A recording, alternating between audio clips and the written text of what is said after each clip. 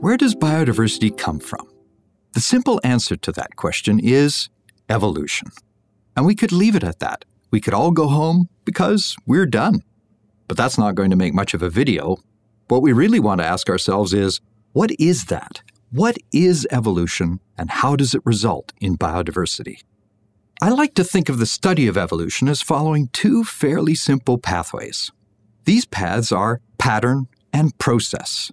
Both of these are not only fascinating areas of study, but are crucial in expanding our knowledge of how life originated and how it continues to evolve.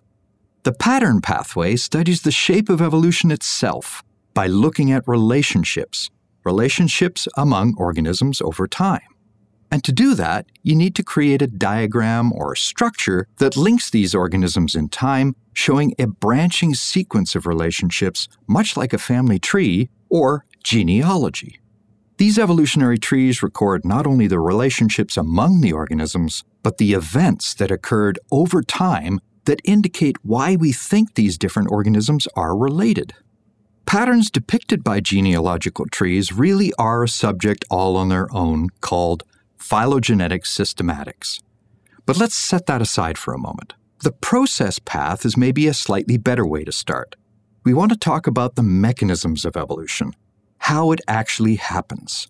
These are the drivers of the diversity along the multitude of lineages that spring out, branching and branching up the tree, up the limbs of the tree of life. Darwin, and even some of his predecessors, understood this. They could see that things could change, that the pattern of life, this tree, existed, that evolution happened, and that the relationships among organisms could be traced by looking at features of those organisms and how they changed depending on where they were in the tree.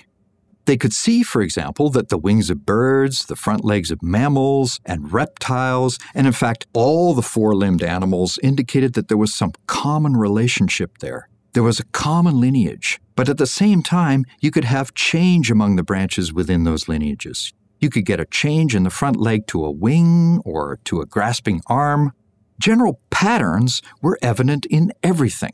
But at the time, there wasn't a good understanding of the mechanisms, the processes that could explain how these obviously changing yet related forms could come about.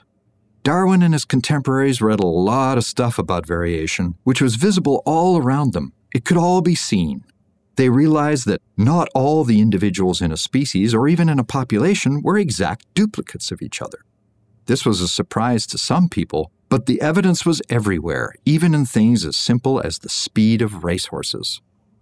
If you didn't have variation in how fast horses could run, the races would be pretty boring. Races actually demonstrate how horses were chosen for variations in speed. Humans bred fast horses with each other to get even faster horses. And these horses were selected for being the fastest. And that's the key word, selection. Darwin thought, hey, what if nature worked that way? What if nature selected organisms somehow? He noticed that the form and the physiology and the behavior of plants and animals varied within natural populations just as much as they did in domesticated populations of things like horses. Darwin realized that what we're really talking about here are the beginnings of the understanding of the evolutionary mechanism behind evolution, natural selection. Natural selection means that some natural variants, some individuals with different form or physiology or behavior might be better at getting through life than others.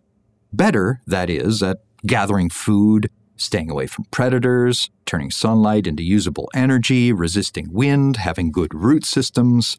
In other words, fitting the circumstances of the environment and surviving.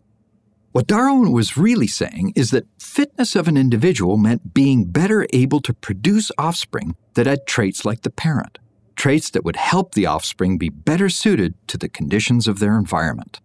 This has been referred to as survival of the fittest.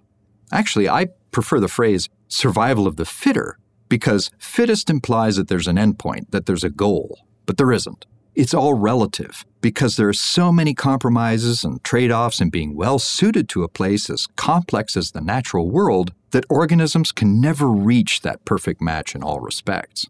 This process of the environment selecting variants that are better suited to that environment, no matter how complex, is called natural selection. And those traits that make the selected variants better able to survive and reproduce and pass on those traits to future generations are known as adaptations. For example, a wild population of redwood trees might have some individuals that attain greater heights than others, and this results in better exposure to sunlight on foggy days, enhancing their ability to make food by photosynthesis when a change in the environment, such as the fog rolling in, challenges the survival of shorter trees. This in turn not only increases their individual chances for survival, but it also makes available more energy to the taller redwoods to produce more seeds that carry this tallness trait into future generations. So you get natural selection for a tallness trait and an adaptation to an environment that can present changes. Of course, as I mentioned, these simplistic examples kind of skim over the fact that there's always a series of trade-offs in nature. We have to consider, for example, that taller trees might have more trouble getting moisture from the roots all the way up to the tips of those highest branches, or that they could be more exposed to storms that could knock them down, or maybe there's some other physiological cause that we might not even have thought of. All these factors are part of a complicated balance that optimizes life to a given environmental situation or set of competing selective factors. Stuff happens. Life is never simple. To me, all these aspects come together to represent the great beauties of life, this constant interplay of processes that results in the complexity of biodiversity, what Darwin called grandeur in this view of life.